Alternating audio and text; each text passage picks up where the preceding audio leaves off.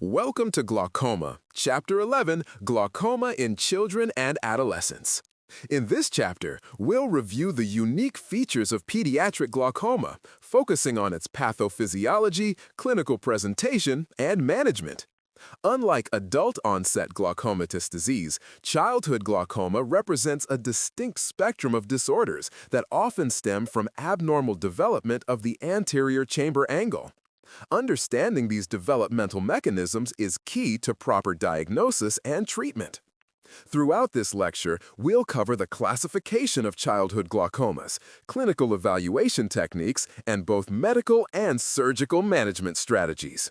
We'll also review specific conditions, such as primary congenital glaucoma and glaucomas associated with systemic or ocular anomalies. When approaching pediatric glaucoma, there are several key points to keep in mind. This condition most often affects children up to around 4 years of age. Because the ocular tissues of young children are more elastic, elevated intraocular pressure can lead to significant structural changes. These include stretching of the cornea, enlargement of the globe, and other secondary abnormalities not typically seen in adult disease. Examining children with glaucoma can be particularly challenging. Young patients often require a systematic and patient approach, and in many cases, an examination under anesthesia provides the most accurate assessment of intraocular pressure, corneal clarity, and angle anatomy. Treatment of pediatric glaucoma differs substantially from adults. Medical therapy is often limited or temporary, and surgery tends to play a much larger role in long-term control. Procedures are typically directed at the anterior chamber angle, since this is where the developmental abnormality most commonly lies. As we move forward, we'll discuss the classification of pediatric glaucomas and explore the mechanisms that distinguish primary congenital forms from secondary causes. Pediatric glaucoma is not a single disease, but rather a heterogeneous group of disorders that share one common feature: elevated intraocular pressure leading to characteristic structural and functional damage. In children, this elevated pressure can injure multiple ocular structures, including the optic nerve, the visual field, and the cornea. The developing eye is particularly vulnerable, which makes early detection and management critical. The Childhood Glaucoma Research Network, or CGRN, provides the most widely accepted definitions. According to their criteria, a patient is classified as having either pediatric glaucoma or being a glaucoma suspect, depending on the presence or risk of glaucomatous changes. While pediatric cases share certain features with adult-onset glaucomatous disease, their management differs significantly. The anatomy of the pediatric anterior segment, the response to surgery, and even postoperative healing patterns all vary from adults, requiring a tailored approach to diagnosis and treatment. Next, let's review the diagnostic criteria for a pediatric glaucoma suspect. A glaucoma suspect is a child who does not yet show definitive intraocular pressure-related damage, but who demonstrates at least one suspicious finding suggestive of early disease. This can include an elevated intraocular pressure greater than 21 millimeters of mercury on at least 2 separate occasions, suspicious optic disc cupping relative to disc size, or corneal and axial changes, such as an increased corneal diameter or axial length, even in the setting of normal pressure. Visual field abnormalities that raise concern for glaucoma are also part of this definition. It's important to note that a normal intraocular pressure in a child does not exclude glaucoma. In fact, roughly half of all pediatric glaucoma suspects who eventually progress to confirmed disease initially presented with normal pressure readings. This highlights the need for ongoing surveillance, even in the absence of overt findings, especially in children with structural or familiar risk factors. Now that we've discussed the criteria for a glaucoma suspect, let's move on to the formal diagnostic criteria for pediatric glaucoma. To make a diagnosis, there must be evidence of intraocular pressure-related damage to the eye, along with at least 2 additional supporting findings. First, Elevated intraocular pressure, typically greater than 21 millimeters of mercury, should be documented on more than one occasion. Next, the optic disc should be carefully evaluated for progressive changes. Look for increasing cupping or a rising cup-to-disc ratio. Asymmetry of at least 0.2 between eyes of similar disc size, or focal thinning of the neuroretinal rim. The cornea is another key structure to assess. Characteristic findings include striae, horizontal breaks in Descemet's membrane caused by stretching, and an increased corneal diameter. A diameter of 11 millimeters or greater in a newborn, 12 millimeters in an infant under 1 year, or 13 millimeters at any age should raise strong suspicion. Visual field testing, though challenging in young patients, may reveal reproducible glaucomatous defects that support the diagnosis. Lastly, progressive myopia, or a myopic shift that is disproportionate to age, is another important clue. Because the infantile sclera is soft and elastic, persistently elevated pressure can physically stretch the globe, leading to axial elongation and enlargement of the eye. Together, these findings help confirm that structural and functional damage is indeed pressure-related, distinguishing true pediatric glaucoma from other causes of ocular enlargement or optic nerve cupping. Here, we're looking at one of the classic findings of pediatric glaucoma known as Hobbs stria, which are horizontal breaks in Descemet's membrane caused by stretching of the cornea from elevated intraocular pressure. On the left, under direct illumination, you can see faint, curvilinear lines running across the cornea. These represent the areas where Descemet's membrane has ruptured. The surrounding cornea often appears cloudy due to associated edema, especially in active disease. On the right, under retroillumination, the same eye is viewed with light reflected from the fundus. This technique enhances the visibility of the stria, which now appear as sharply defined, parallel lines across the cornea. The contrast between the dark stroma and the bright red reflex behind it makes the breaks stand out much more clearly. These characteristic lines are pathognomonic for congenital or early-onset glaucoma and can help confirm the diagnosis, especially in infants who may not cooperate for a complete exam. Pediatric glaucoma can be broadly divided into primary and secondary types, based on whether the disease occurs in isolation or in association with other abnormalities. Let's start with the primary pediatric glaucomas. The most common of these is primary congenital glaucoma, or PCG. This condition results from developmental dysgenesis of the anterior chamber angle, which leads to increased outflow resistance and elevated intraocular pressure. Primary congenital glaucoma is further classified by age of onset. Neonatal or newborn onset cases present within the first month of life. Infantile onset glaucoma develops between 1 and 24 months, while late onset or late recognized cases occur after 2 years of age. The classic features include an enlarged or cloudy cornea, Hobbs striae, and enlargement of the globe, also known as buphalmos, the result of a distensible infant sclera under chronic high pressure. A related but distinct entity is juvenile open-angle glaucoma, or JOAG. This typically presents after age 4 or sometimes even in early adulthood. In these cases, the angle appears open, but there may be subtle or isolated angle abnormalities that impair aqueous outflow. Moving on to the secondary pediatric glaucomas, these are linked to other ocular or systemic abnormalities. They can be acquired, meaning they develop after birth, or non-acquired, meaning present at birth. Non-acquired forms are often categorized by whether the associated findings are primarily ocular or systemic. There's also a special subgroup worth noting, glaucoma that develops after congenital cataract extraction. Because this entity behaves differently from other secondary types, it's considered separately. Now that we've introduced the major categories of pediatric glaucoma, let's take a closer look at how secondary pediatric glaucomas are classified. Secondary glaucomas develop in association with other ocular or systemic abnormalities, and they are grouped into three main categories. The first category is glaucoma associated with non-acquired ocular anomalies with or without systemic conditions. In these cases, the structural abnormality is present at birth and the child meets the full diagnostic definition of glaucoma.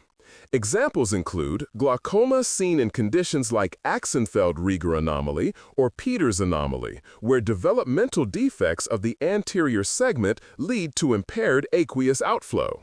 The second category is glaucoma associated with acquired conditions. Here, the diagnosis is made only after recognition of another condition that develops postnatally, such as trauma, steroid-induced, tumors, or ocular inflammatory conditions. These cases are further divided based on gonioscopy. If the angle is 50% or more open, it's classified as open-angle glaucoma.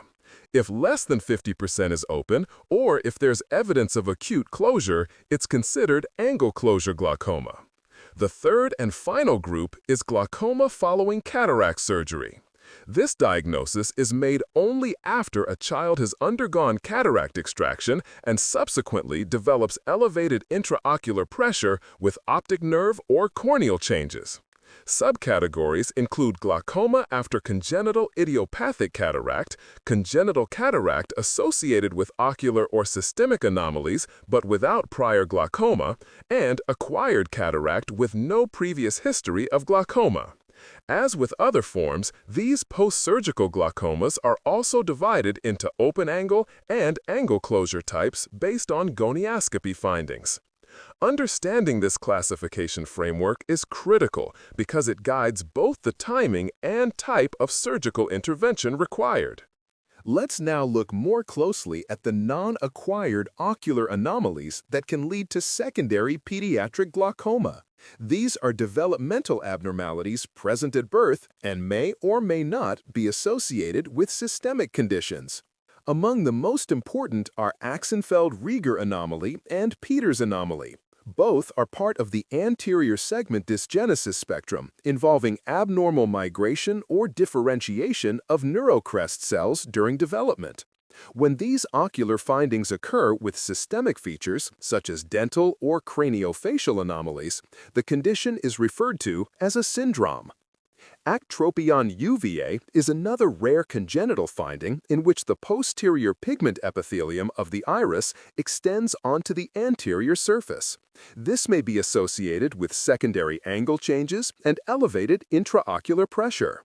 Other causes include congenital iris hypoplasia, aniridia, and persistent fetal vasculature, the latter particularly when glaucoma develops before cataract surgery.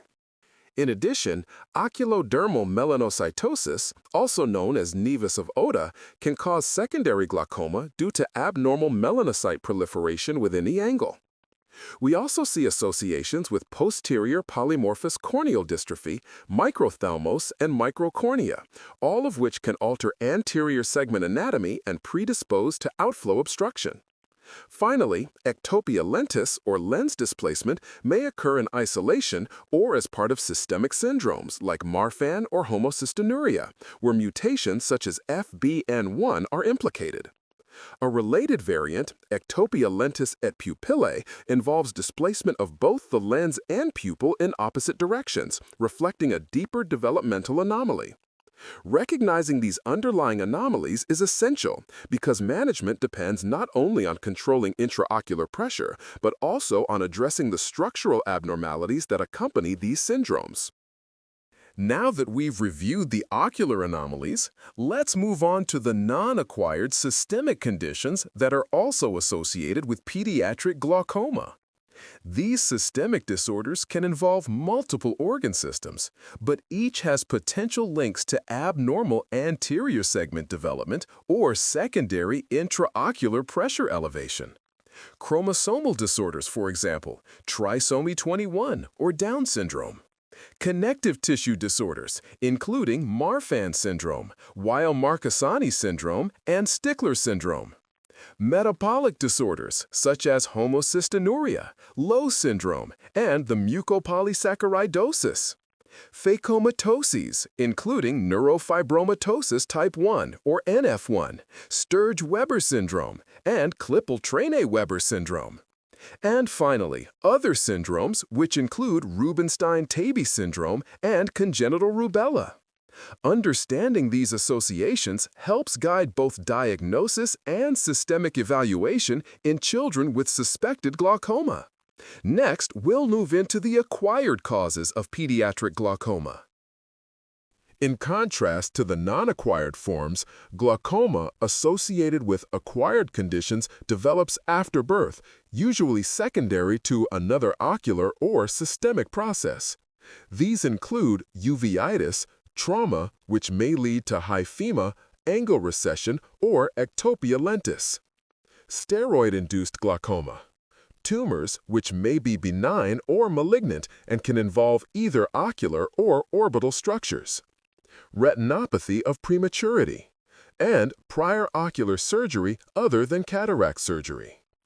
These acquired causes are important to recognize as they can occur in otherwise normal eyes and may require a different diagnostic and management approach than congenital forms. Next, let's take a moment to discuss genetics in pediatric glaucoma. Some pediatric glaucomas are inherited and associated with known genetic mutations. Because of this, genetic testing and counseling should be considered for certain patients. This includes the parents of pediatric glaucoma patients, as well as adults who develop glaucoma during childhood or early adulthood. Identifying an underlying genetic cause not only helps confirm the diagnosis, but can also provide valuable information for family counseling and long-term management. Next, let's look at the genetics of primary congenital glaucoma, or PCG. Most PCG cases are sporadic, but 10 to 40% show familial inheritance. It is typically autosomal recessive with incomplete or variable penetrance. There is a higher prevalence in children from the Middle East and Central Europe. Now, the key genes involved. CYP1B1, this gene encodes an enzyme important in anterior segment development and aqueous humor regulation. It is strongly associated with autosomal recessive PCG, especially in consanguineous families. LTBP2, located at the GLC3C locus, this gene encodes latent transforming growth factor beta-binding protein. Mutations are linked to PCG and to other ocular anomalies, such as Weil-Marchesani syndrome and microspherophakia. And ANGPT1, also known as angiopoietin-1, and TEK, or Tie2 receptor. These are inherited in an autosomal dominant pattern. Mutations in these genes impair protein function in the development of the Schlump canal, contributing to PCG. Finally, under screening considerations, genetic screening should be considered in children with a family history of glaucoma, especially in consanguineous populations. In small families, inheritance may be masked, making cases appear sporadic. Understanding these inheritance patterns is important for family counseling and for identifying children at risk for early-onset glaucoma. Let's now look at the genetics of pediatric glaucoma without anterior segment dysgenesis. This type follows an autosomal dominant inheritance pattern and often presents as early-onset glaucoma, such as juvenile open-angle glaucoma, or JOAG. The main gene involved is MYOC, located at the GLC1A locus. It encodes myocilin, which tends to aggregate within the trabecular meshwork and ciliary body. These deposits cause trabecular meshwork dysfunction and elevated intraocular pressure. This gene was previously referred to as TIGR, or trabecular meshwork inducible glucocorticoid response protein. About 20% of families with this form of glaucoma have MYOC mutations. Identifying these mutations is important since it allows early screening and monitoring of family members who may be at increased risk for developing the disease. Now let's move on to pediatric glaucoma with anterior segment dysgenesis, or ASD. This category includes several associated conditions such as aniridia, Axenfeld-Rieger syndrome, Peters anomaly, and Nail-Patella syndrome. The key genes involved are FOXC1, which stands for forkhead box C1, PX2, or paired-like homeodomain transcription factor 2, PAX6, which is paired box 6, and LMX1B, or LIM homobox transcription factor 1 beta. Testing and inheritance patterns depend on the patient's clinical presentation. Once a mutation is identified, both affected and unaffected family members can be screened. This helps identify carriers and provides information about future offspring risk. In terms of genetic associations, mutations in PITX2 and FOXC1 account for roughly 50% of glaucoma cases linked to anterior segment dysgenesis. These two genes often interact, which may explain the variability seen in Axenfeld-Rieger syndrome. More than 80% of patients with aniridia have mutations in PAX6, and Peters anomaly is associated with mutations in PITX2, FOXC1, CYP1B1, and PAX6. We will now focus on primary congenital glaucoma for the next few slides. Primary congenital glaucoma, or PCG, is the most common type of primary pediatric glaucoma. About 25% of cases present in the neonatal period. Most are bilateral, occurring in roughly 70% of patients. More than 75% of cases are diagnosed within the first year of life. When it comes to sex distribution, males are affected more frequently, about 65% compared to females. Incidence varies significantly among populations, and consanguinity is a strong risk factor that greatly increases the likelihood of developing the disease. Even without a family history, an affected individual has about a 2% chance of having an affected child. These epidemiologic patterns are important to recognize because they guide early detection, screening, and counseling for families affected by congenital glaucoma. Now that we've covered the epidemiology, let's talk about the pathophysiology of primary congenital glaucoma. The exact cause is uncertain, but it's thought to be related to an immature anterior chamber angle. It likely results from arrested maturation of neural crest-derived tissues, which leads to increased resistance to aqueous outflow through the trabecular meshwork. Otto Barkan proposed a hypothesis that this resistance may be caused by a membrane covering the anterior chamber angle, although this has never been proven.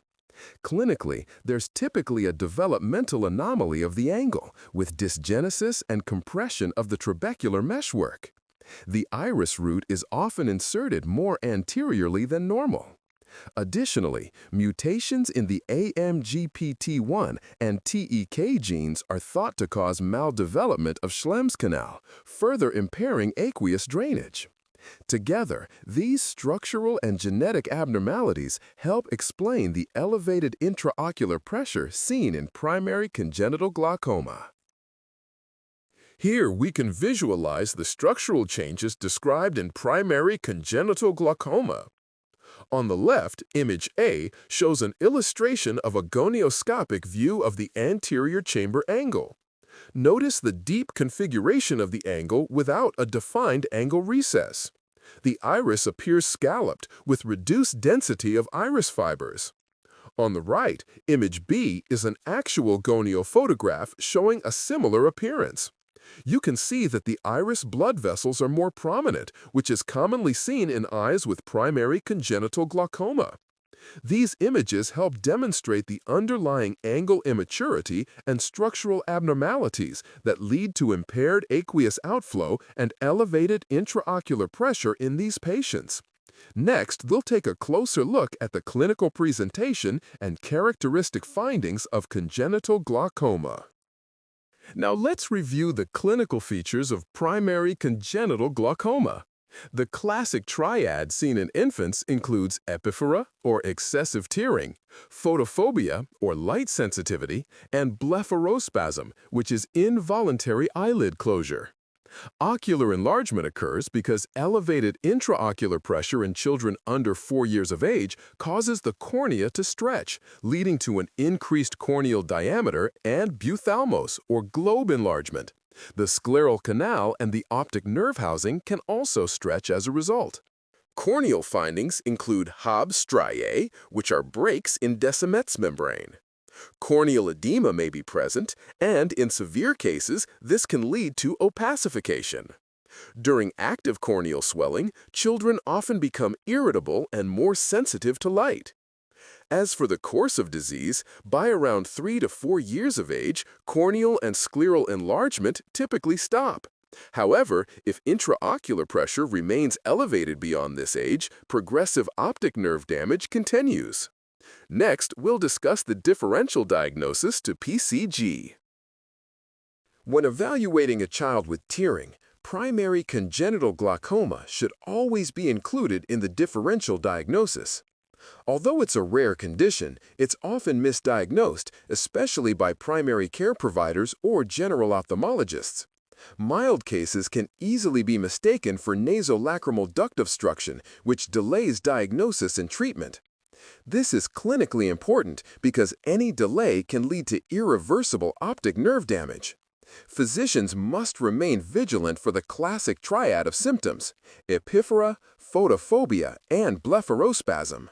Without treatment, nearly all cases of primary congenital glaucoma progress to blindness. This table shows an exhaustive list of conditions that can mimic the symptoms and signs of primary congenital glaucoma. For example, causes of tearing can include nasolacrimal duct obstruction, conjunctivitis, or corneal defects.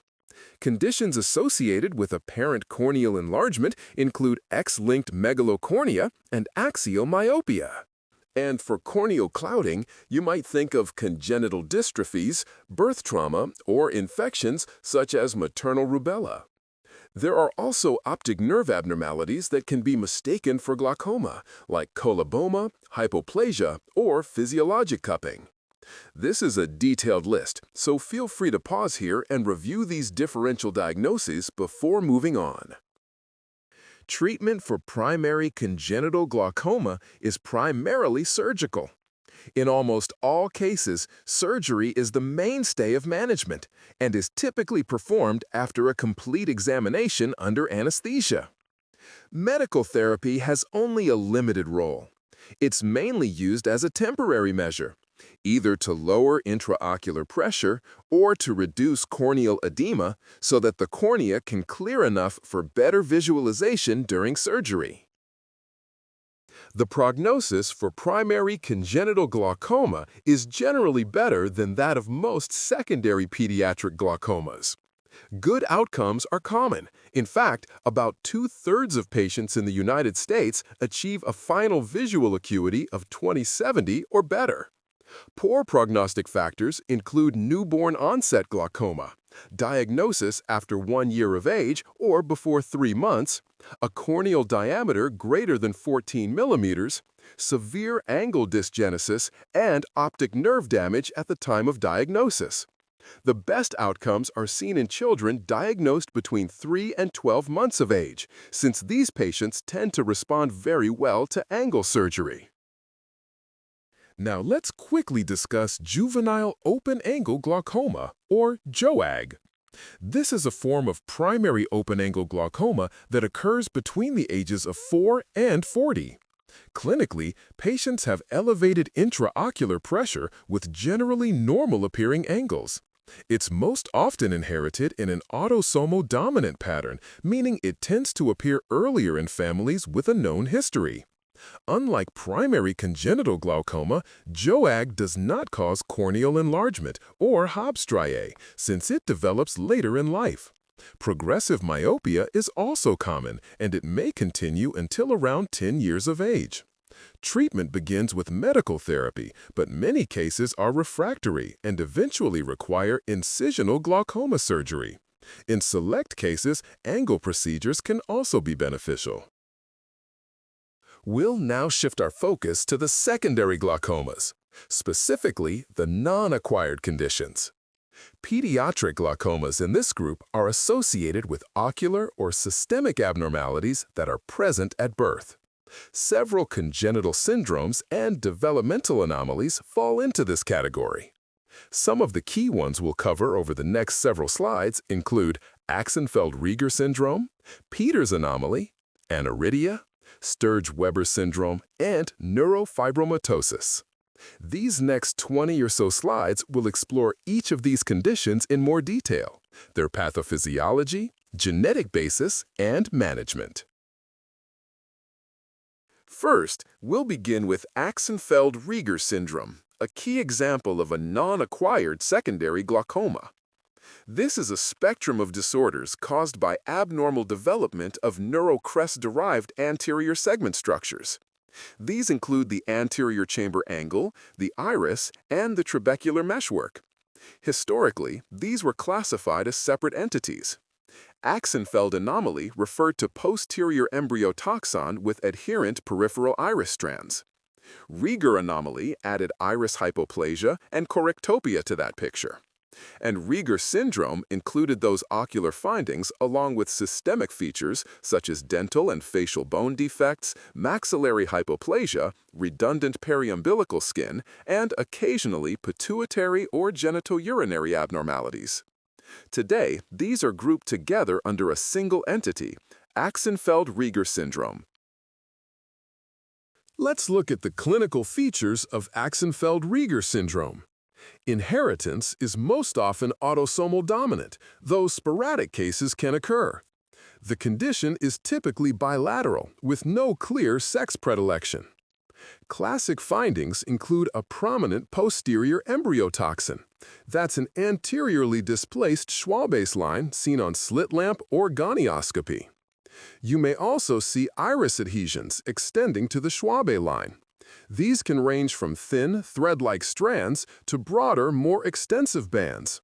The iris itself can appear normal or markedly atrophic and may show correctopia, hole formation, or ectropion uveae, meaning eversion of the pigmented posterior iris layer.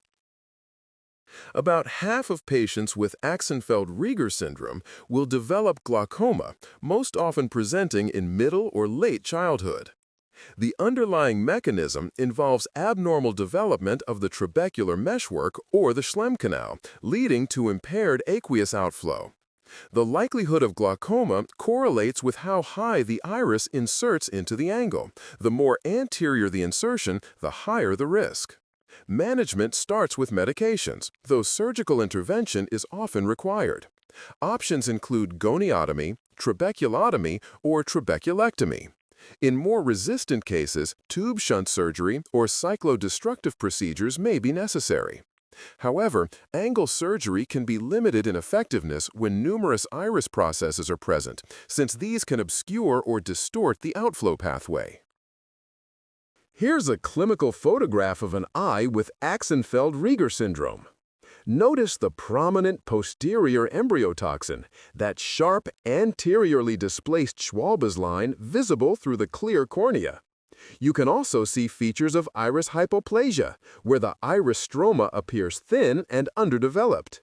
The pupil is eccentrically displaced, demonstrating correctopia, which is a hallmark finding in this condition. Here, we can see how abnormal iris strands attach to a posterior embryotoxin in Axenfeld-Rieger syndrome. On the left is a schematic illustration of the anterior chamber angle. You can see the Schwalbe's line labeled at the top of the trabecular meshwork. This represents the anterior termination of Descemet's membrane. On the right is a gonioscopic photograph showing fine iris processes extending forward and inserting onto that displaced Schwalbe's line, or posterior embryotoxin.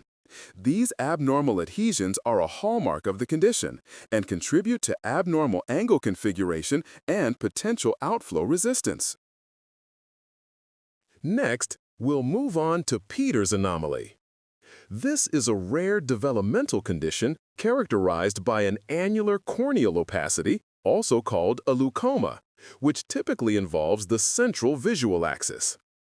It's often associated with iris strands that extend from the iris collarette toward the corneal opacity. Histologically, the leucoma represents a defect in the corneal endothelium, Descemet's membrane, and the posterior stroma. The lens can appear in a normal position, sometimes with a cataract, or it may be adherent to the posterior cornea, a finding known as corneolenticular adhesion. Patients with these adhesions tend to have a higher risk of additional ocular anomalies, such as microcornea or angle abnormalities, and may also present with systemic findings involving the heart, genitourinary tract, musculoskeletal system, or other midline structures like the ear, palate, and spine. This image shows a classic presentation of Peters anomaly. You can see the central corneal leucoma, a dense white opacity located in the visual axis. It's important to note that this can sometimes be mistaken for corneal edema, but unlike edema, this opacity represents a true defect involving the corneal endothelium, Descemet's membrane, and posterior stroma. Depending on severity, there may also be adhesions between the posterior cornea and the lens, which are not visible here, but are common in this condition. This cross-sectional image provides an anatomic view of Peters anomaly. You can see, labeled as number 1, a defect in the posterior central cornea. This area is missing both Descemet's membrane and the corneal endothelium, the defining feature of this anomaly. Label number 2 highlights adhesions extending from the iris directly to the posterior corneal defect. These iris corneal adhesions are responsible for the anterior segment dysgenesis we observe clinically. Together, these findings explain the central leucoma and the potential for corneolenticular adhesions seen in more severe cases. Glaucoma develops in about half of all patients with Peters anomaly. The condition is usually sporadic, although both autosomal dominant and autosomal recessive inheritance patterns have been reported. Most cases tend to be bilateral. The glaucoma results from malformation of the trabecular meshwork and Schlemm's canal, which limits aqueous outflow. It's more likely to occur in patients who also have cataracts or corneolenticular adhesions. Onset is typically in infancy, but can sometimes present later in life. Management can be quite challenging since the underlying iridocorneal dysgenesis often limits surgical success. When possible, angle surgery can be attempted, but many cases require medical therapy, trabeculectomy, or tube shunt placement.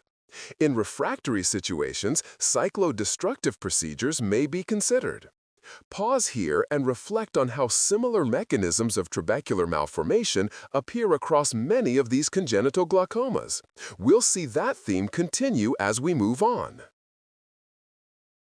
Now we'll move on to aniridia, a panocular, bilateral congenital disorder characterized primarily by iris hypoplasia. In these patients, the iris may be reduced to just a rudimentary stump, although the severity can vary. Some individuals have nearly complete but extremely thin irises. Aniridia doesn't just affect the iris, it involves the entire eye. We often see microcornea, anterior polar cataracts that can be present at birth or develop later, and abnormalities of the posterior segment. Optic nerve and foveal hypoplasia are especially important as they lead to pendular nystagmus and significantly reduced visual acuity. Here we can see two examples of iris morphology in patients with aniridia, both associated with PAX6 mutations. On the right, labeled A, the iris is completely absent. You can clearly see the lens edge and zonular fibers exposed through the pupil, a striking example of total iris hypoplasia. On the left, labeled B, there are remnants of rudimentary iris tissue visible, forming a thin, irregular ring at the pupillary margin. This illustrates how aniridia exists along a spectrum, from near total absence to partial hypoplastic remnants. Notice also the haziness at the peripheral cornea in image B. That's aniridic keratopathy, a common finding caused by limbal stem cell deficiency. Glaucoma is one of the most important long-term complications of aniridia. Traditionally, it was thought to occur because the residual iris stope rotates forward, leading to synechial angle closure. However, newer studies show that glaucoma can also develop without angle closure, indicating that abnormalities of the trabecular meshwork itself may play a role. Interestingly, intraocular surgery, especially angle surgery, can sometimes precipitate angle closure in these patients. The onset of glaucoma is often delayed, typically appearing in the second decade of life or later, though a small subset of cases may present congenitally due to primary maldevelopment of the drainage angle. Beyond glaucoma, there are several other ocular complications to keep in mind. Limbal stem cell deficiency causes progressive corneal pannus that can advance centrally and severely impair vision. In advanced cases, keratolimbo allograft stem cell transplantation may be needed to restore corneal clarity. And finally, artificial iris implantation can be considered for cosmetic rehabilitation, though it's generally deferred until after age 16 due to the surgical risks and progressive nature of the disease.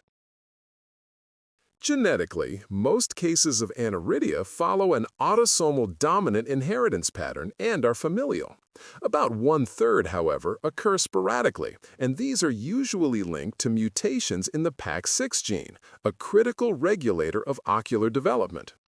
A key association to remember is Wilms tumor. Roughly 20% of sporadic aniridia cases involve a WT1 gene deletion, which markedly increases the risk of developing Wilms tumor, a pediatric renal malignancy. Familial cases, in contrast, are rarely associated with this tumor. There are also syndromic variants of aniridia. The best known is Wagner syndrome, standing for Wilms tumor, aniridia, genitourinary anomalies, and intellectual disability, an autosomal dominant condition that accounts for around 13% of all aniridia cases. Another, much rarer form is Gillespie syndrome, which follows an autosomal recessive pattern and is characterized by cerebellar ataxia and intellectual disability, representing about 2% of all cases. Altogether, these genetic associations emphasize that aniridia is not just an isolated ocular disease, but part of a broader developmental spectrum that can involve multiple organ systems. Sturge-Weber syndrome, also known as encephalofacial angiomatosis, is a neurocutaneous disorder classified among the phacomatosis. The classic triad includes 3 hallmark vascular malformations, all typically on the same side. First, an ipsilateral facial cutaneous hemangioma, most often presenting as a port wine stain, involving the distribution of the trigeminal nerve, particularly V1. Second, an ipsilateral choroidal cavernous hemangioma, which may cause a diffuse red reflex or fundus appearance. And third, an ipsilateral leptomeningioangioma affecting the brain, which can lead to cortical calcifications, seizures, focal neurological deficits, and varying degrees of cognitive impairment. The disease is almost always unilateral, with bilateral involvement being rare. There's no clear racial or sex predilection, and unlike other congenital syndromes, Sturge-Weber has no known inheritance pattern. It arises sporadically, typically from somatic mosaic mutations in the GNAQ gene.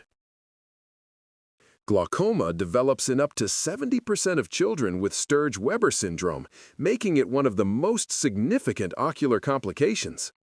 The risk is highest when the cutaneous hemangioma extends to involve the upper eyelid skin. These patients are also more likely to have associated choroidal hemangiomas, iris heterochromia, or episcleral vascular malformations, all of which can further compromise outflow dynamics. The onset can occur at different stages of life, reflecting two distinct mechanisms. In early onset cases, glaucoma is typically due to developmental anomalies of the anterior chamber angle, resembling primary congenital glaucoma. Later onset glaucoma, on the other hand, results from chronically elevated episcleral venous pressure caused by episcleral or choroidal hemangiomas that impede aqueous outflow. The photo here shows the classic facial port wine stain involving both upper eyelids, a clinical clue that should always prompt evaluation for associated ocular hypertension or glaucoma. Management of glaucoma in Sturge-Weber syndrome depends heavily on the age of onset and the underlying mechanism. In infantile cases, glaucoma is primarily due to congenital angle dysgenesis, similar to what we see in primary congenital glaucoma. Angle surgery, such as goniotomy or trabeculotomy, is the treatment of choice, though outcomes are generally less successful than in isolated PCG. For later onset cases, the mechanism shifts toward elevated episcleral venous pressure from vascular malformations, rather than a true angle anomaly. These patients often require filtering procedures like trabeculectomy or implantation of a tube shunt to achieve long-term pressure control. However, surgery in this group must be approached cautiously. Because of the abnormal choroidal vasculature, there's a heightened risk of postoperative choroidal effusion or even choroidal hemorrhage.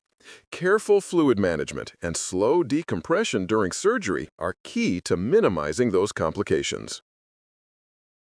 Neurofibromatosis represents the most common of the phacomatoses, a group of neurocutaneous disorders that affect both the skin and the nervous system. There are two major types, NF1 and NF2. NF1, also known as von Recklinghausen disease or peripheral neurofibromatosis, is by far the more common form, occurring in about 1 in every 3,000 to 5,000 individuals. It results from mutations on chromosome 17, specifically in the NF1 gene located on band 11. The inheritance pattern is autosomal dominant in about half of cases, while the other half arise sporadically from new mutations. The gene mutation leads to loss of neurofibromin, a tumor suppressor protein resulting in uncontrolled proliferation of neural tissue and tumor formation. NF2, or central neurofibromatosis, is a distinct entity involving bilateral acoustic neuromas and other central nervous system tumors. Unlike NF1, NF2 is not associated with glaucoma. In neurofibromatosis type 1, ocular findings can be striking and may provide the first diagnostic clue, especially in infants. One of the hallmark features is ectropion uvea, an outward curling of the iris pigment epithelium at the pupillary margin. This finding, particularly when seen in a newborn, should prompt evaluation for NF1. Other common findings include Lisch nodules, which are melanocytic hamartomas on the iris, as well as choroidal lesions and optic nerve gliomas. Eyelid neurofibromas are another characteristic feature and can cause ptosis. When ptosis is seen together with glaucoma in a child, that combination should always raise suspicion for NF1. Glaucoma, when present, is almost always ipsilateral to the affected eyelid, with risk higher in cases where an eyelid neurofibroma is visible. Systemically, patients often exhibit multiple café au lait macules, cutaneous neurofibromas, and characteristic axillary or inguinal freckling, all of which support the diagnosis. Glaucoma in neurofibromatosis type 1 is relatively uncommon, but when it occurs, it's typically challenging to manage. The mechanism depends on the patient's age at onset. In infants, the glaucoma is usually congenital, caused by abnormal formation of the anterior chamber angle structures, essentially a developmental dysgenesis. In contrast, later onset cases are acquired. They result from infiltration of the trabecular meshwork or Schlemm canal by neurofibromatous tissue, or from secondary angle closure due to thickening of the ciliary body and choroid. Treatment generally requires surgical intervention, but outcomes are less favorable than in primary congenital glaucoma. The distorted anatomy and abnormal tissue proliferation make conventional procedures like goniotomy or trabeculotomy less effective, leading to lower overall success rates. When we talk about secondary glaucomas in children, we're referring to glaucomas that develop as a consequence of another ocular or systemic condition, and the causes often parallel those seen in adults. These include trauma, previous ocular surgery, chronic or recurrent inflammation, and steroid use. One important medication-related cause to remember is topiramate-induced angle closure, which can occur even in pediatric patients. The way glaucoma presents will depend on the child's age and the degree of intraocular pressure elevation. Infants and toddlers may show photophobia, tearing, or corneal enlargement, while older children may simply report blurry vision or headaches. Posterior segment diseases are another group to consider. Persistent fetal vasculature, retinopathy of prematurity, and familial exudative vitreoretinopathy can all predispose to glaucoma. Certain intraocular tumors, such as retinoblastoma, juvenile xanthogranuloma, and medulloepithelioma, can also lead to secondary glaucoma through infiltration or secondary inflammation. Finally, systemic associations like congenital rubella or congenital cataract should remain on your radar when evaluating a child with secondary glaucoma. Glaucoma following congenital cataract surgery is a significant and well-recognized complication, occurring in up to half of all children after surgery. Most cases are open-angle glaucomas, though angle closure can also occur, for example from an enlarging Sommering ring. Historically, the term aphakic glaucoma was used, but this is less accurate today since many children now receive intraocular lenses. The strongest risk factor is early age at surgery, particularly within the first year of life and especially under 6 weeks. Other risk factors include postoperative inflammation, complications, and small corneal diameter. Importantly, the risk persists regardless of whether the child remains aphakic or receives an IOL implant. Glaucoma typically develops within the first 3 years after surgery, but these patients require lifelong monitoring due to continued risk. The underlying mechanism is multifactorial, involving congenital outflow pathway abnormalities, surgical trauma, and chronic postoperative inflammation. Prevention focuses on meticulous cortical cleanup during cataract extraction to minimize postoperative inflammatory changes. We're now going to shift our focus to the evaluation of a pediatric patient with glaucoma. When evaluating a pediatric glaucoma patient, the approach must differ from that used in adults. Children require a systematic and adaptable examination strategy that accounts for limited cooperation and developing anatomy. These evaluations are performed both in the office and in the operating room. In the office setting, we rely on non-invasive measurements and behavioral observation. However, a complete and accurate assessment, including intraocular pressure, corneal diameter, axial length, and optic nerve evaluation, often requires an examination under anesthesia, or EUA. During an EUA, efficiency is absolutely critical. All necessary instruments should be prearranged so the exam can proceed quickly and smoothly. The goal is to minimize anesthesia time, as the effects of repeated or prolonged general anesthesia on the developing brain remain an area of ongoing research in multi-center trials. Ultimately, the pediatric glaucoma evaluation demands precision, preparation, and collaboration across anesthesia, ophthalmology, and nursing teams to ensure both diagnostic accuracy and patient safety. When evaluating an infant for possible glaucoma, much of the history depends on what the caregiver has noticed at home. Ask specifically about fussiness or irritability, which can reflect ocular discomfort from elevated intraocular pressure. Feeding difficulties or unexplained weight loss may also occur in infants who are persistently uncomfortable or sensitive to light. A classic clue is crying when exposed to sunlight. This photophobia, especially when accompanied by tearing and blepharospasm, should always raise suspicion for glaucoma. Finally, ask caregivers whether they've noticed any corneal clouding and whether it's intermittent or constant. Even subtle or fluctuating cloudiness may point toward early corneal edema from elevated pressure. In school-age children, the evaluation focuses on both visual function and systemic history. Start by asking about vision screening results from school or pediatric visits, as these often provide the first clue to a developing problem. Subtle changes in academic performance or complaints of difficulty seeing the board or reading may reflect progressive visual loss from glaucoma. A complete medical and ocular history is essential. Ask about any prior eye surgeries or systemic treatments, especially those that might alter ocular anatomy or pressure. Family history plays a key role. Inquire about glaucoma, connective tissue disorders, or systemic syndromes. Finally, review medication use with particular attention to steroid exposure, whether topical, inhaled, or systemic, as steroid-induced glaucoma is a well-known secondary cause. Don't forget to note any allergies that may affect future treatment options.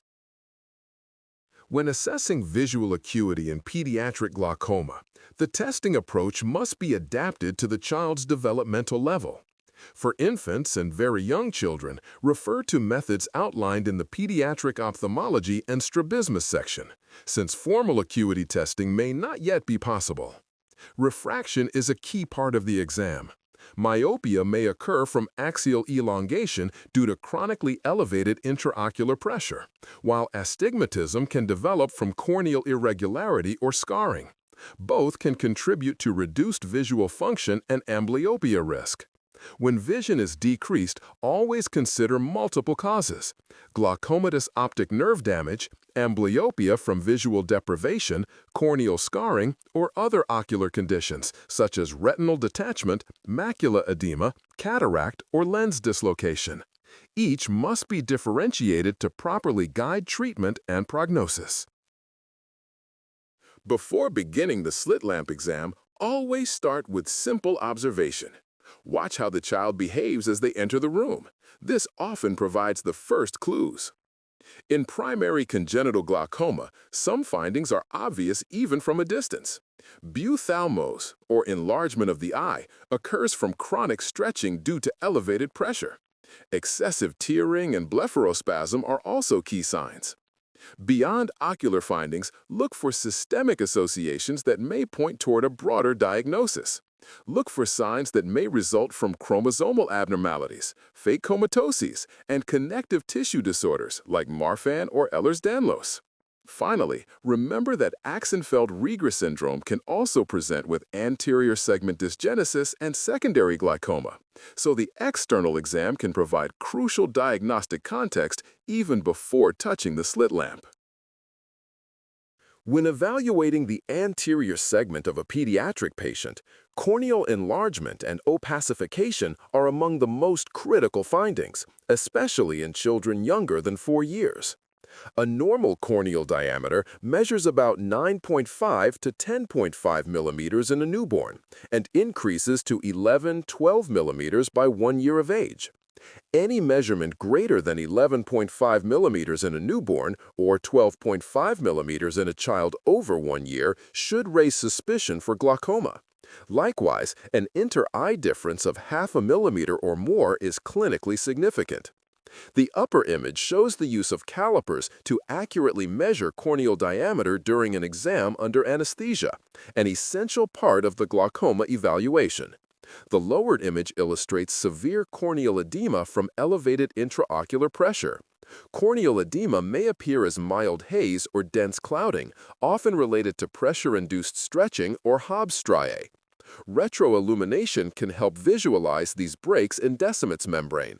Finally, always examine for associated anterior segment anomalies such as aniridia, iridocorneal adhesions, or chorectopia, which may point towards syndromic or developmental causes of pediatric glaucoma. Intraocular pressure measurement in children can be both essential and challenging. In newborns, a normal IOP averages around 10 millimeters Hg, sometimes reaching the low teens. By middle childhood, intraocular pressure approaches adult levels, typically between 10 and 21 millimeters. Values should be considered suspicious if they're elevated or if there's a noticeable asymmetry between eyes, even when both readings are technically within the normal range.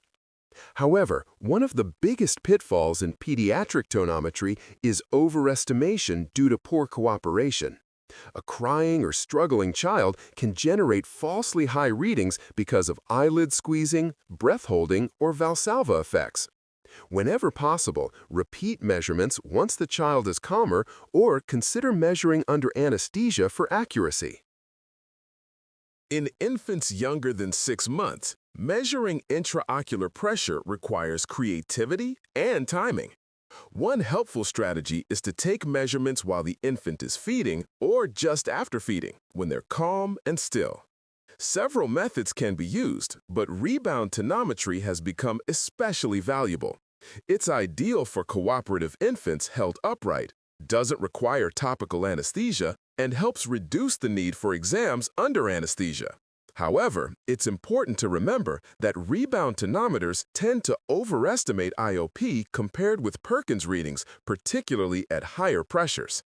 Other reliable techniques include the tonopen, pneumatotonometry, and Perkins handheld applanation, the latter being especially useful if the palpebral fissure is wide enough. Choosing the right method depends on the child's size, cooperation, and the setting, but consistency and gentleness are key to accurate pediatric IOP assessment. For older infants, around 6 months and beyond, and for young children, intraocular pressure measurement is often best performed under anesthesia.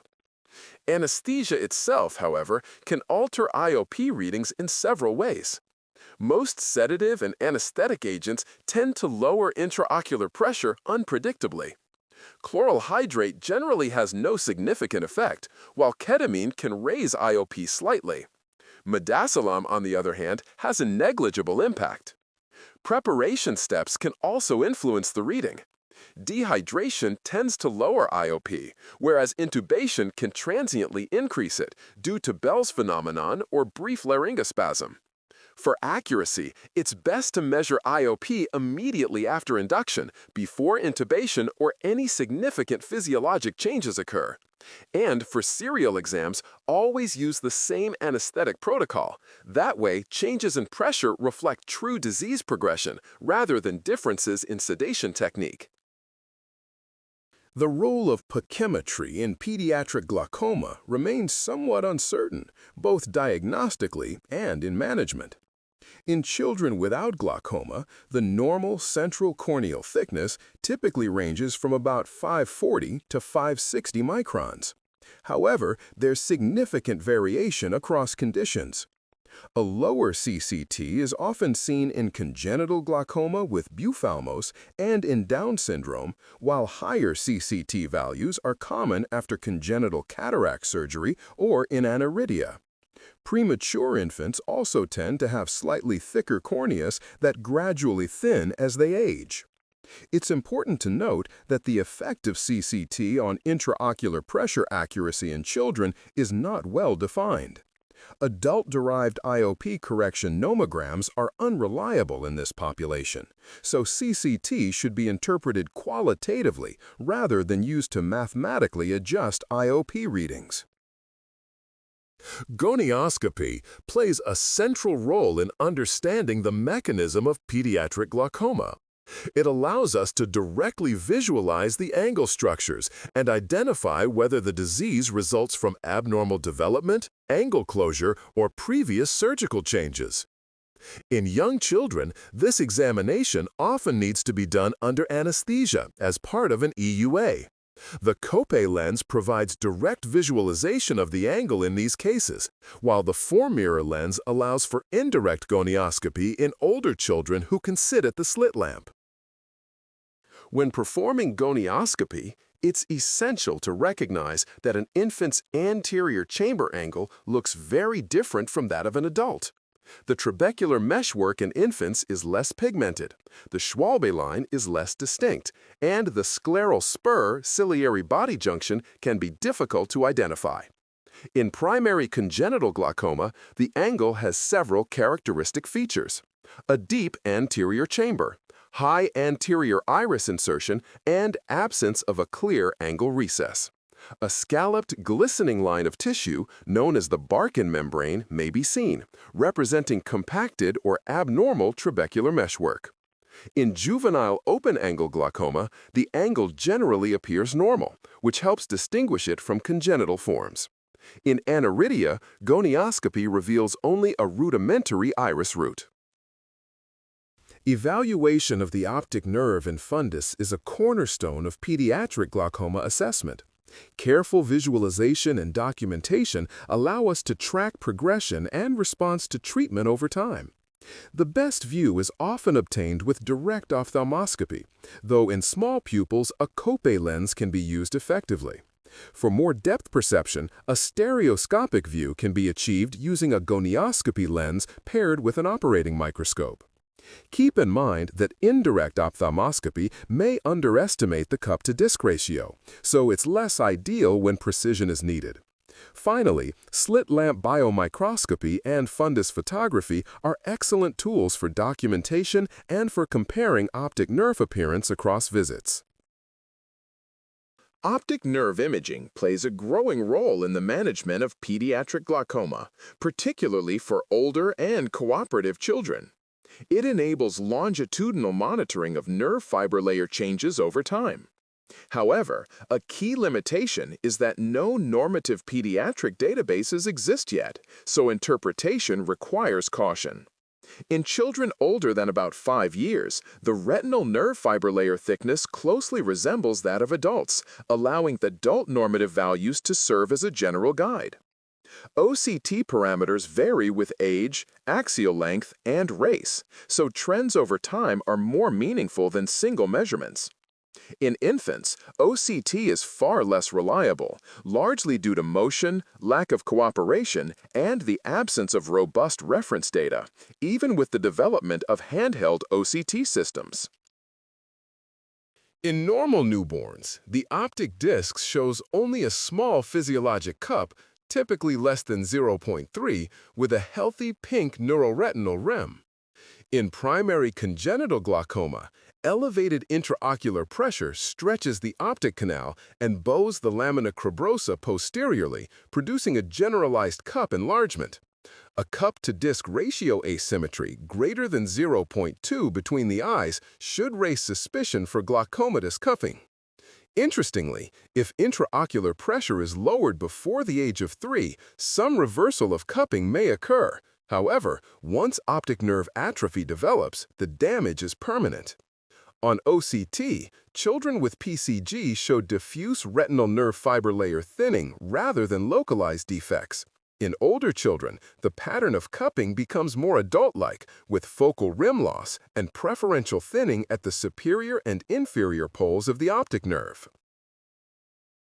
In children without glaucoma, the cup-to-disc ratio, or CDR, naturally increases slightly from birth until around 10 years of age, as the eye grows and the optic disc matures.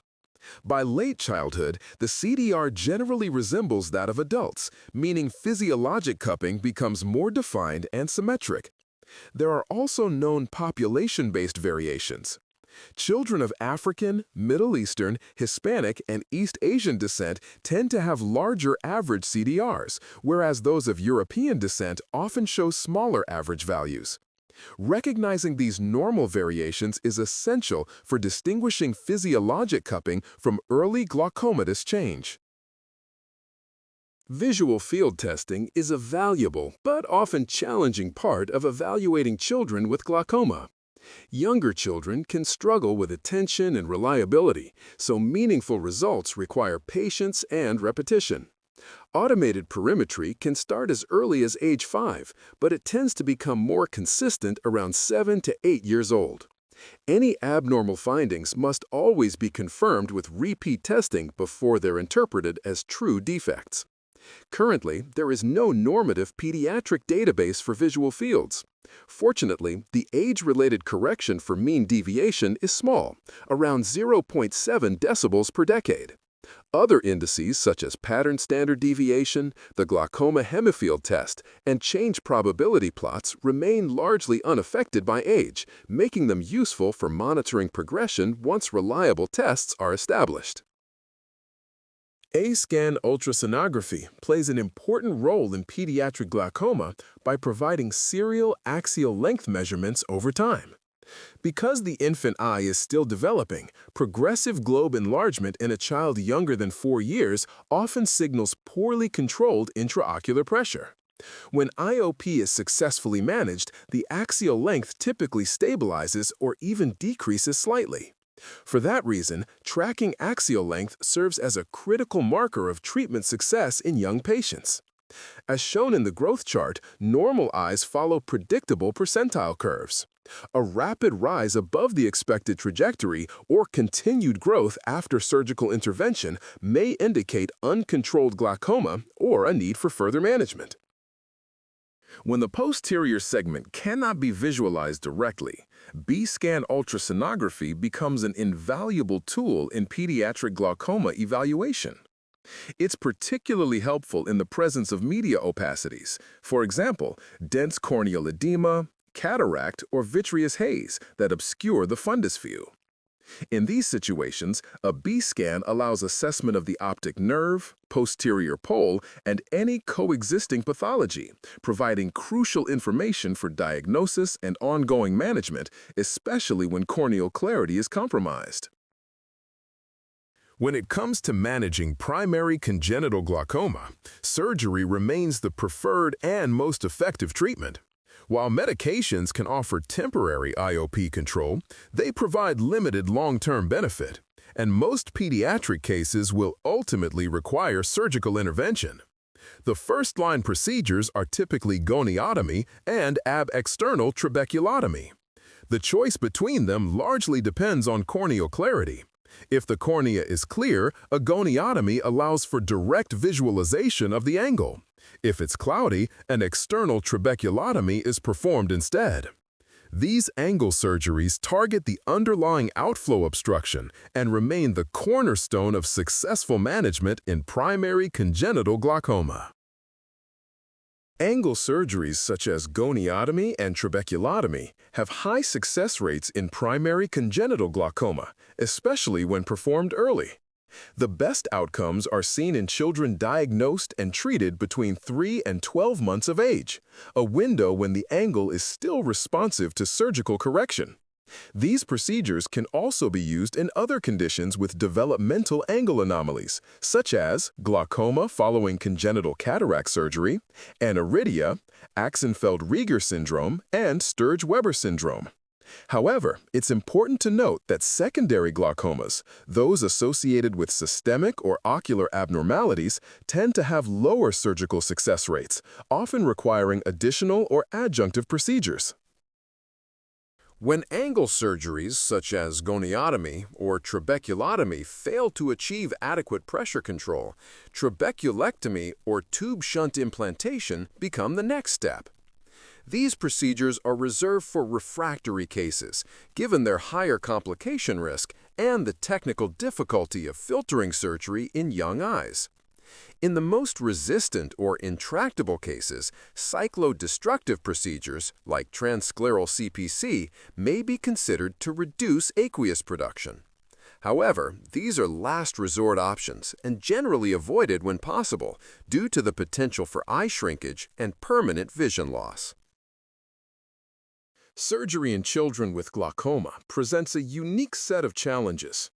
From an anatomical standpoint, ophthalmic eyes often have distorted landmarks that make identifying the angle structures difficult. The sclera is thinner and more elastic, increasing the risk of complications during procedures like trabeculotomy or trabeculectomy. Because of these complexities, it's essential that surgery be performed by a surgeon experienced in pediatric glaucoma. Postoperatively, these children often require multiple surgeries throughout their care. The surgeon must plan ahead, choosing initial procedures carefully to preserve future surgical options and minimize the risk of visual compromise as the child grows. The decision to perform angle surgery in pediatric glaucoma is often made during an exam under anesthesia. If glaucoma is confirmed during the exam, it's best practice to proceed with surgery in the same anesthesia session. This approach minimizes the number of anesthesia exposures and streamlines care. When both eyes are affected, bilateral angle surgery may be performed in the same session, provided the surgical and anesthetic risks are acceptable. It's also important to avoid dilating the pupil during EUA if angle surgery is anticipated, since maintaining a constricted pupil helps protect the crystalline lens and preserves visualization of the angle structures during the procedure. Goniotomy is an angle-based surgical procedure performed using a surgical gonioscopy lens to directly visualize the anterior chamber angle. A fine needle or surgical blade is used to create a superficial incision in the trabecular meshwork, allowing aqueous humor to bypass the abnormal outflow resistance. A clear cornea is essential for visualization, so this technique is only possible when corneal edema is minimal or absent.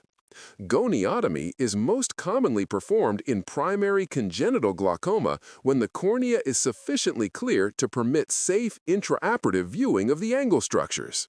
The next slide is a surgical video from the AAO and Dr. Nischel, which shows how a goniotomy is performed.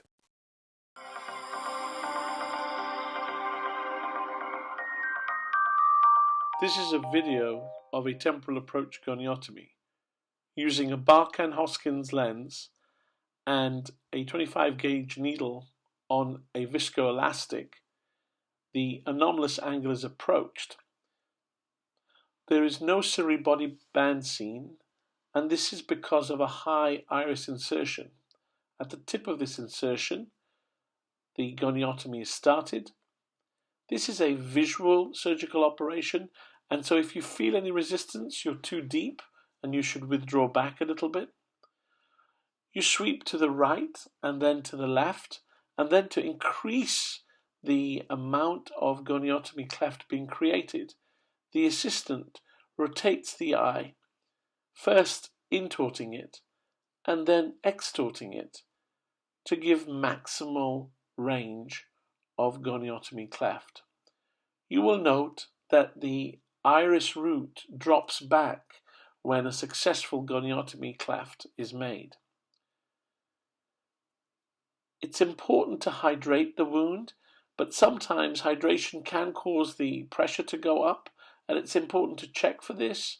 And if this is the case, press lightly on the posterior lip of the wound so as to reduce the intraocular pressure as shown here. Ab-external trabeculotomy is performed through an external approach to Schlemm's canal, creating a direct opening into the anterior chamber. The surgery begins with a partial thickness conjunctival and scleral flap. Schlemm's canal is then identified, typically with a radial incision at the sclerocorneal junction or by deep scleral dissection with unroofing of the canal. Once the canal is located, a trabeculotome is inserted and rotated into the anterior chamber. Or, alternatively, a 6-0 suture or illuminated microcatheter may be passed through the canal for a 360-degree trabeculotomy.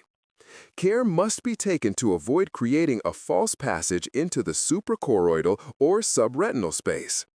Today, several commercially available devices can facilitate ab-external trabeculotomy, standardizing the procedure and improving reproducibility.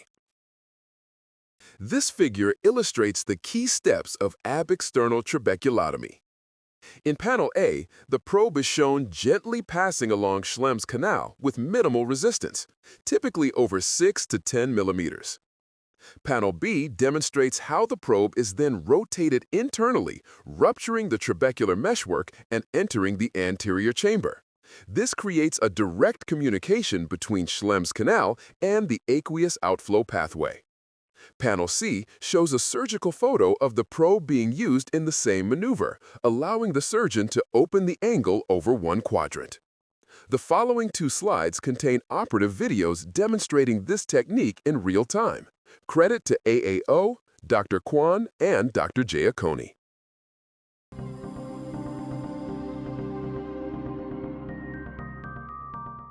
This is Dr. Young Kwan in the Department of Ophthalmology at the University of Iowa.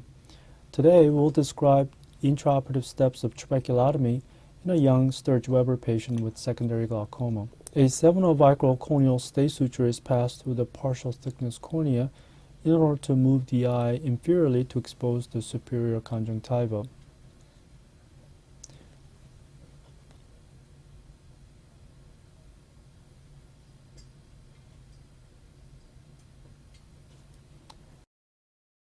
Conjunctival porotomy is performed to expose the sclera superiorly.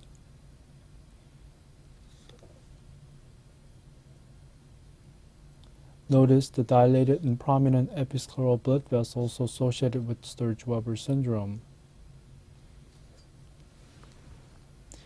A wet field cautery is performed that outlines the site of trabeculotomy.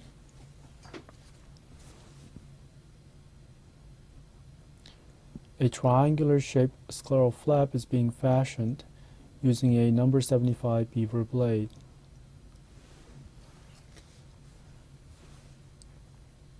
Using a tooth colibri forceps, the corner of the scleral flap is grasped and lifted up.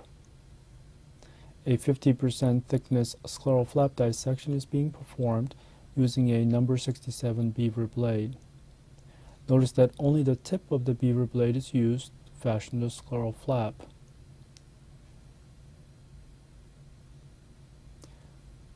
The dissection is then carried out anteriorly into the cornea. It is important to make sure that the scleral flap is dissected anteriorly into the peripheral cornea to expose the area of the corneal scleral junction, because this is where the Schlemm's canal will be located.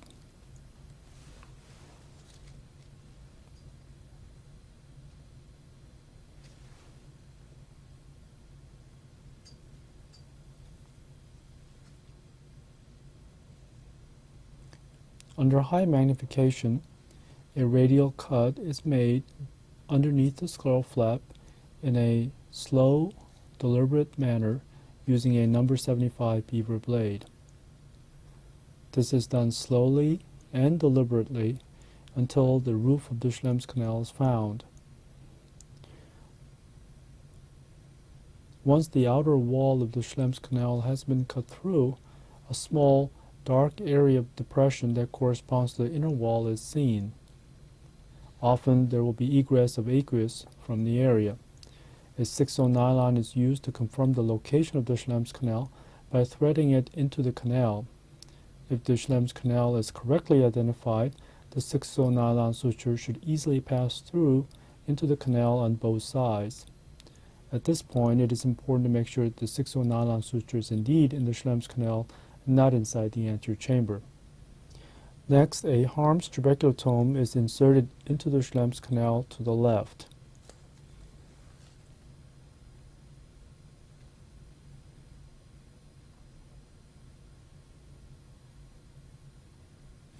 After inserting the trabeculotome all the way to the left, then it is rotated into the anterior chamber slowly and gently to break through the trabecular meshwork.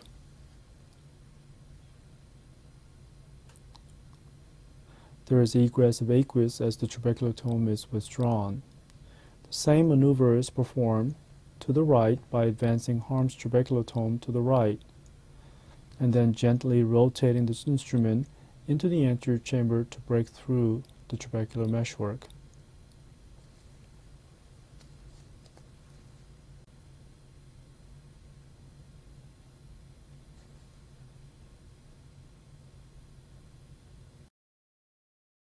The trabeculotome is slowly withdrawn.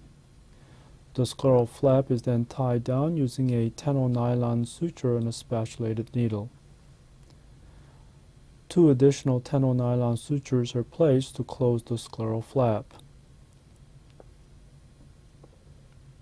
Overlying conjunctiva and Tenon's capsule is then closed using a 9-0 vicryl suture and a BV needle.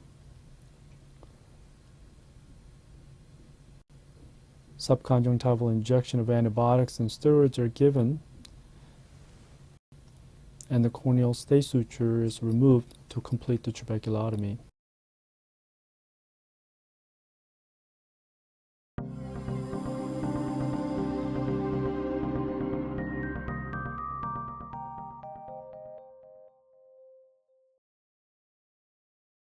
After conjunctival and scleral flaps are made, a sharp blade is used to scratch down over the scleral spur until Schlemm canal is entered. Once opened, a suture, or in this case, a flexible catheter, is fed into the canal. The lighted catheter is useful because you can monitor your entry into the canal, assuring that there isn't initial false passage into the suprachoroidal space. Also, advancement around the canal can be monitored, ensuring that it doesn't veer off course into a collector channel. Watching the blinking tip of the catheter in this case shows you the external position of Schlemm canal relative to the limbus. This is a pediatric eye with ophthalmos from prolonged, undetected high intraocular pressures. In ophthalmic eyes, the angle anatomy can be distorted and different than one would expect in a normal eye.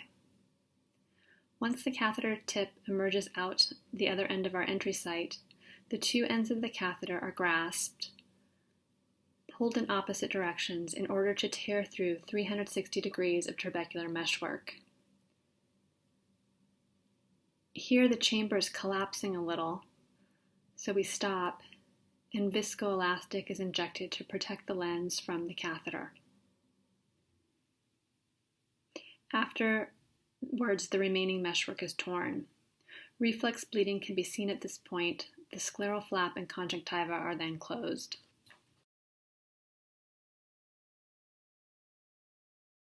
Viscoelastic plays an essential role in angle surgery, particularly during goniotomy and trabeculotomy. It's injected into the anterior chamber at the start of the procedure to maintain chamber stability and prevent collapse. The viscoelastic also exerts a tamponade effect, helping to minimize intraoperative bleeding as the trabecular meshwork is incised or opened. At the end of surgery, it's critical that all viscoelastic material be thoroughly removed from the anterior chamber, since any retained material can lead to a postoperative spike in intraocular pressure. Both goniotomy and trabeculotomy have comparable success rates, typically ranging from 70 to 80% in infants diagnosed between 3 and 12 months of age. These outcomes often include cases requiring repeat angle surgeries, which is common in primary congenital glaucoma. Surgery is considered unsuccessful when intraocular pressure remains uncontrolled after 2 or more angle procedures, or when there's an inadequate response despite adjunctive medical therapy. In those cases, the next step is usually a trabeculectomy or a tube shunt. Goniotomy offers the advantage of avoiding postoperative conjunctival scarring, is faster to perform, and causes less anterior segment trauma. Trabeculotomy, on the other hand, uses an ab-external approach, familiar to adult glaucoma surgeons, and can be performed even in opacified corneas. It can also be converted to a trabeculectomy if Schlemm's canal cannot be cannulated. Complications can include hyphema, infection, iris or lens trauma, uveitis, and in trabeculotomy specifically, decimate membrane stripping. These risks are generally manageable, but require careful intraoperative technique and postoperative monitoring.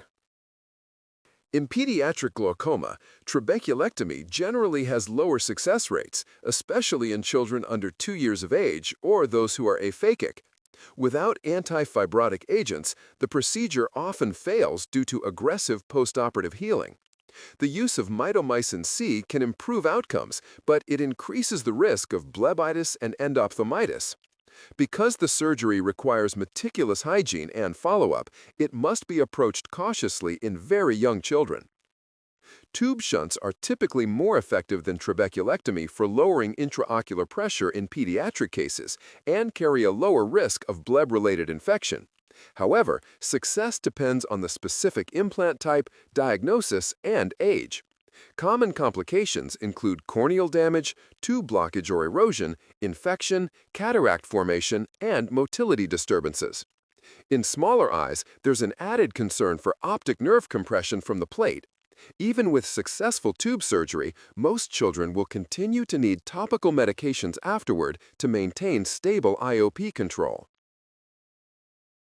Cyclodestruction is typically reserved for refractory pediatric glaucoma, cases that have failed both surgery and maximal medical therapy. It always requires general anesthesia in children. Two main modalities are used: transscleral cyclophotocoagulation, which employs a diode laser, and endoscopic cyclophotocoagulation, or ECP, which can be particularly helpful when anatomy is distorted or after a previous CPC has failed. Compared to older techniques like cyclocryotherapy, laser CPC offers lower complication rates and better control. However, results can still be difficult to titrate, and complications such as hypotony, uveitis, retinal detachment, phthisis bulbi, and even blindness remain possible. Its primary role today is as an adjunctive procedure, used to achieve additional IOP lowering, especially in eyes that have already undergone tube shunt surgery but remain uncontrolled.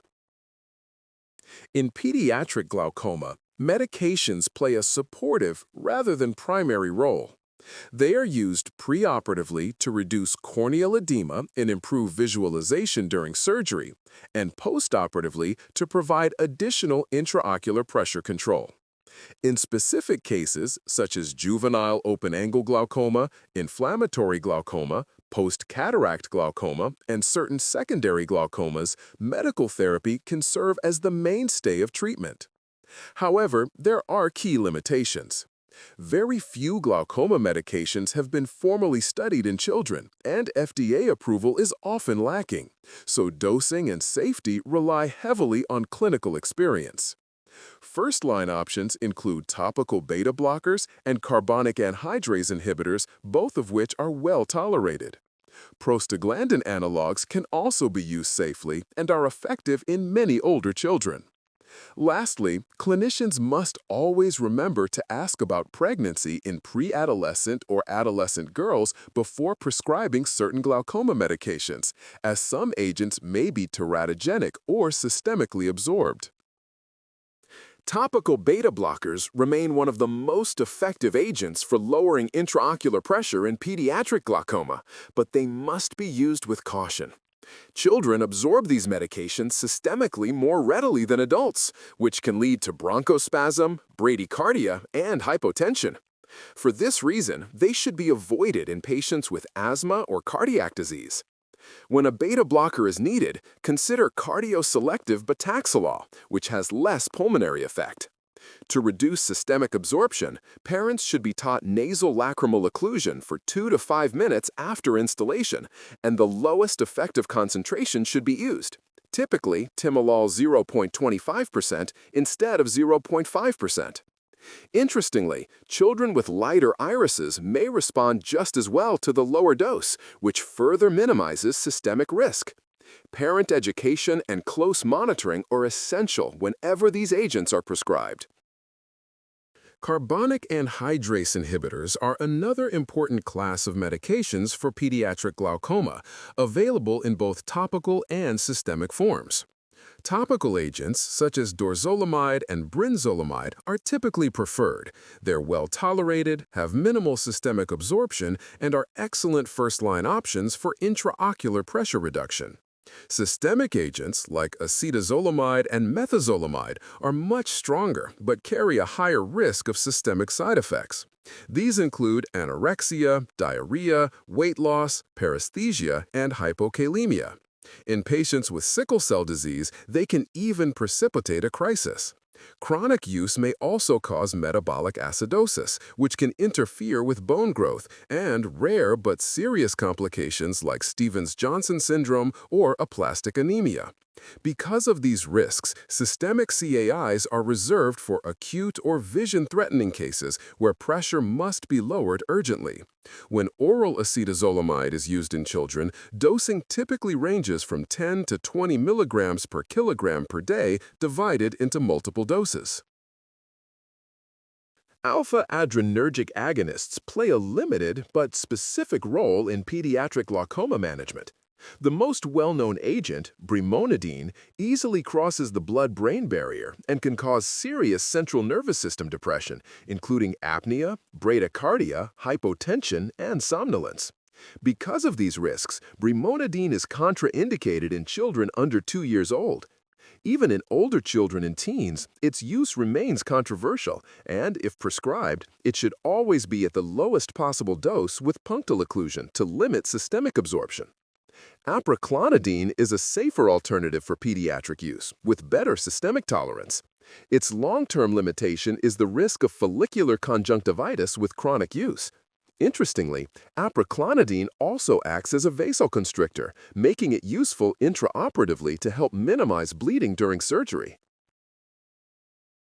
Prostaglandin analogs are a simple, safe, and effective option for pediatric glaucoma, especially juvenile open-angle glaucoma. They're typically given once daily, which makes adherence easier for families, and they have minimal systemic side effects. These agents are particularly effective in older children, though their response tends to be weaker in infants and younger patients. In terms of tolerance, prostaglandins are well tolerated even in children with uveitis, though on rare occasions they can trigger or exacerbate inflammation. Overall, their excellent safety profile, ease of dosing, and efficacy in older children make them a strong first-line or adjunctive therapy in pediatric glaucoma management. Cholinergic agonists are rarely used long-term in pediatric glaucoma today, especially in phakic eyes, because they can cause induced myopia. The main drug in this class is ecothiophat iodide, or phospholine iodide. It's sometimes effective for aphakic glaucoma and is dosed once daily, but carries several risks, including iris cyst formation and breakdown of the blood-aqueous barrier. Because of this, it must be discontinued before surgery to prevent postoperative inflammation. In surgery, cholinergic agents can be used intraoperatively to induce meiosis, improving access for angle procedures, and postoperatively in the short term to prevent peripheral anterior synechiae. However, their side effect profile limits their routine use in children. Rho kinase inhibitors, such as natarsadil, represent a newer class of glaucoma medications, but their use in children is still largely unexplored. At this point, there are only isolated case reports documenting their use in pediatric glaucoma, and there are no systematic studies evaluating their safety or efficacy in this population. Because of that, Rho kinase inhibitors are not routinely recommended for pediatric patients, though they may hold potential for future therapy as more data emerges. Prognosis in pediatric glaucoma has improved dramatically with advances in surgical techniques. The best outcomes are seen in primary congenital glaucoma, with onset between 3 and 12 months of age. Many of these children can achieve 20/70 vision or better at 5 years, although multiple surgeries are often required to maintain IOP control. Despite initial success, vision can still decline over time, underscoring the need for long-term follow-up. A poor prognosis is associated with symptoms present at birth, a delayed diagnosis beyond 12 months, and especially with secondary glaucomas, where up to half of patients may lose light perception. Early detection and aggressive treatment remain key to preserving functional vision. Even when intraocular pressure is well controlled, many long-term complications can persist in pediatric glaucoma. These include amblyopia, corneal scarring, strabismus, anisometropia, cataract, lens subluxation, and sometimes recurrent IOP elevation. The sclera in these patients can remain fragile, increasing their risk of trauma. Aggressive management of amblyopia is essential, with spectacles, contact lenses, or protective eyewear as needed. Strabismus may develop from prior amblyopia or from scarring near tube shunts, so minimizing surgical scarring is important. Ultimately, these children require lifelong, multidisciplinary care involving ophthalmology, rehabilitation, pediatrics, genetics, and educators. Continuous parent and caregiver education, along with active child participation, plays a crucial role in maintaining vision and quality of life. This concludes our discussion on pediatric glaucoma. We've reviewed the key principles of evaluation, diagnosis, and management, from recognizing the early signs in infants to performing careful examinations under anesthesia to understanding the surgical and medical strategies tailored for these young patients. Remember, successful management depends on early detection, precise surgical planning, and lifelong follow-up to preserve visual function and quality of life. Thank you for watching.